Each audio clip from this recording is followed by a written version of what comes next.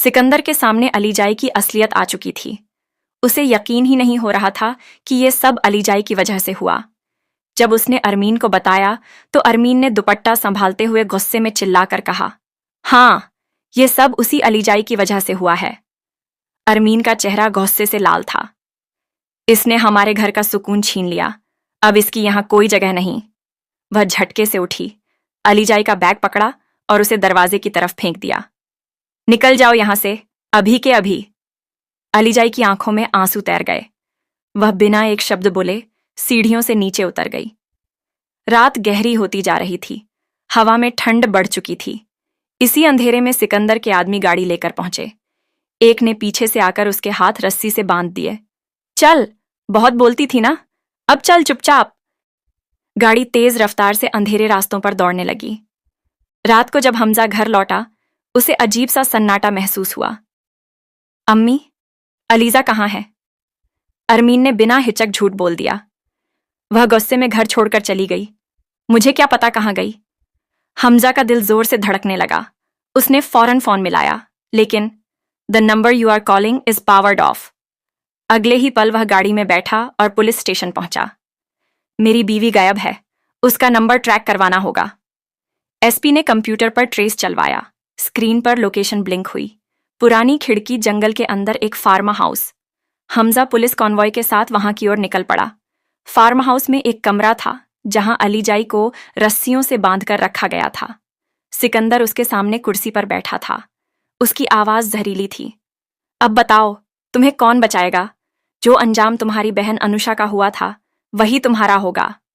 अलीजाई की सांस अटक गई। डर उसकी आंखों में गहरा उतर चुका था। तभी दरवाजा जोर से टूटा। हमजा और पुलिस अंदर घुस आए। सिकंदर, हट जाओ उससे दूर। सिकंदर भागने लगा, लेकिन बाहर गेट पर पुलिस ने उसे दबोच लिया। उसे हथकड़ी पहनाई जा चुकी थी।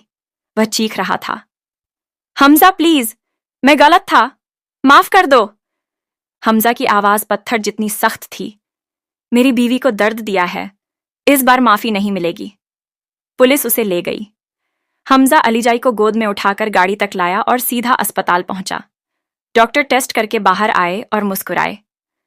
मुबारक हो, अलीजाई दोबारा प्रेग्नेंट है। हमजा की आंखों में गहरा सुकून उतर आया।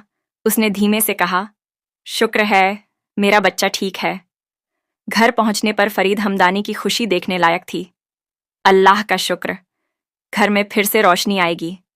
लेकिन खुशी यहीं नहीं रुकी। अगले दिन पुलिस आमिर और अरमीन दोनों को गिरफ्तार कर ले गई। आप दोनों पर गोदाम में आग लगाने का इल्जाम साबित हो चुका है। अरमीन रोते हुए फरीद के पैरों में गिर गई। मुझे माफ कर दें, मैंने गुस्से में सब बिगाड़ दिया। फरीद के चेहरे पर दर्द और गुस्से का संगम था। हमने तुम पर भरोसा किया और तुमने हमारा घर तोड़ दिया। पुलिस उन्हें लेकर चली गई।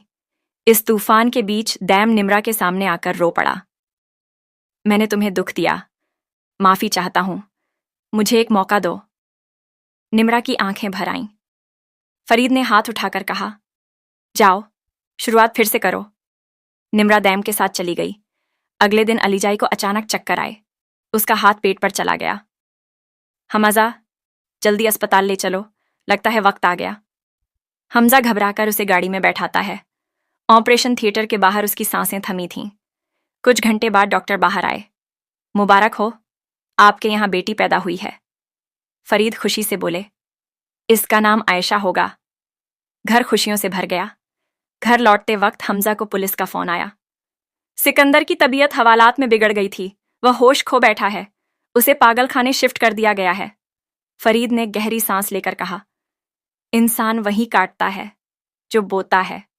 अलीजाई के चेहरे पर हल्की सी खुशी थी। आंखों में शुक्र भी था और एक हल्का सा डर भी। हमजा ने अपनी बेटी को गोद में उठाकर कहा, अब कोई दर्द तुम्हारी जिंदगी को छू भी नहीं पाएगा जब तक तुम्हारा बाप जिंदा है। और अगर आप मोहरा के और भी रिव्यू देखना चाहते हैं तो चैनल को लाइक, शेयर और सब्सक्राइब जरूर करें।